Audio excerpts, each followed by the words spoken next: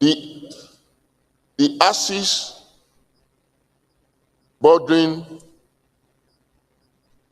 Kwara South Senatorial District, Kogi West, and Niger State has become the axis of evil for these criminal elements. Mr. President, in the last 6 months, our people have been under attacks every day. Kidnapping, killing, and looting. In fact, a part of my senatorial district, every part of my senatorial district, all local governments in my senatorial district has been attacked by these people. And they even took over some communities. In fact, one of the commissioners that traveled with my governor to the affected area called me yesterday and said, do you know they have taken over these communities?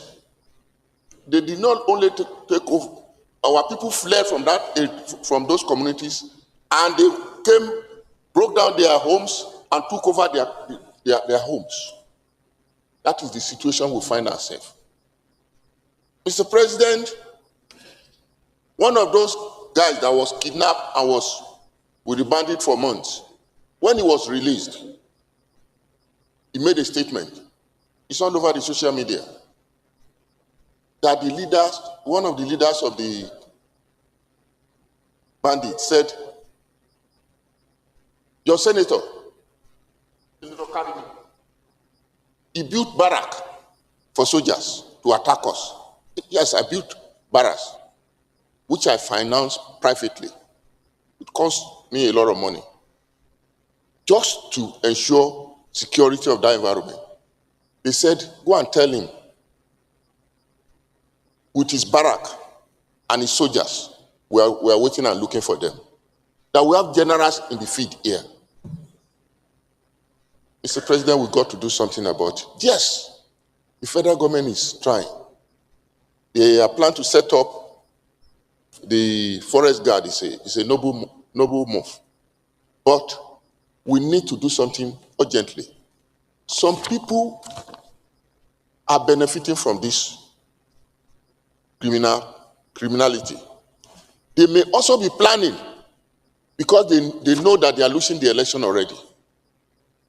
You know, during 2023 election, some people plan and already brought criminal elements to Nigeria in anticipation that they are going to lose election and that Jonathan will not. No, that was 2015. That Jonathan will not, 2019 I mean to say, will not leave government. But we thank God he left voluntarily. That was 2015. Yeah. Those same people, Mr. President, they are aware that Nigerians, they are now realizing that the good work that President Tinubu is doing and that their plan to stop him, they are not going to succeed. I guess they are resorting into violence.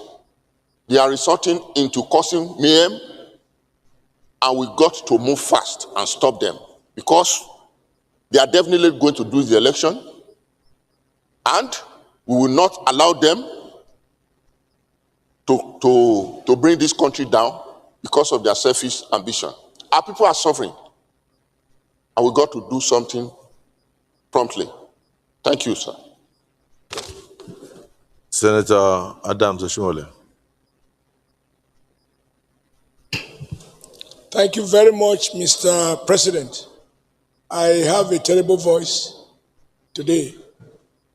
I'd like to, with your permission, commend the mover of this motion for the facts he has stated with regards to what is happening in Kwara State.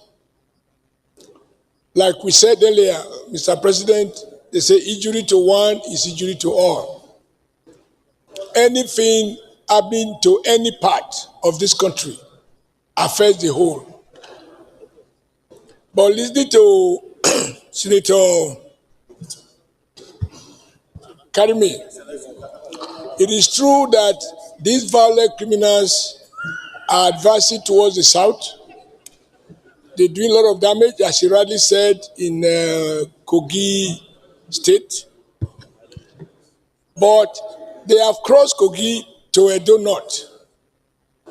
And when the mover of this motion talk about the need to establish a military barrack, I was just going to remind him that in Edo North, in Agenebode, we have a military barrack that has been there for more than 15 years. Well equipped. They even deploy people from that barrack to the northeast. And yet, within that local government, we have experienced series of killings, including targeting students in a minor seminary, many of whom have been kidnapped. They are Catholic priests, as well as some of the students.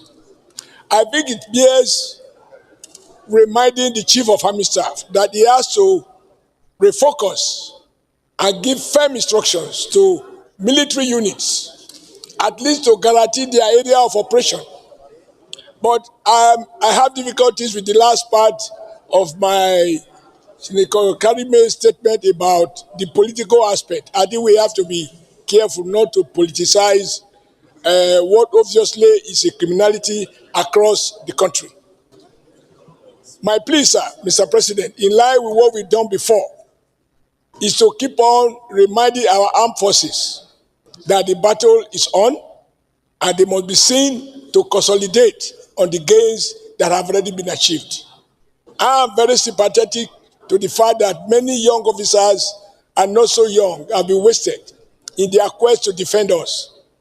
While I acknowledge this laudable effort and the progress that have been made, I think it's important that we remind the armed forces that each day a Nigerian is kidnapped, particularly near a military facility.